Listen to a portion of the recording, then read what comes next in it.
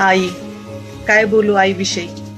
तिने तर सगळं आयुष्य माझ्यासाठी खर्च करून टाकलं. माझे किती दिवस वाईट आलते हे फक्त तिनेच बघितले.